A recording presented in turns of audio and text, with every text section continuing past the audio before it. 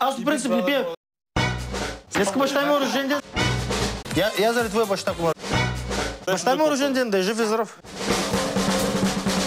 Баща ми днеска му рожден ден. И сега заради днеска рождения ден на баща ми да е жив и здрав, след баща ми да е жив и здрав, за него здраве пия.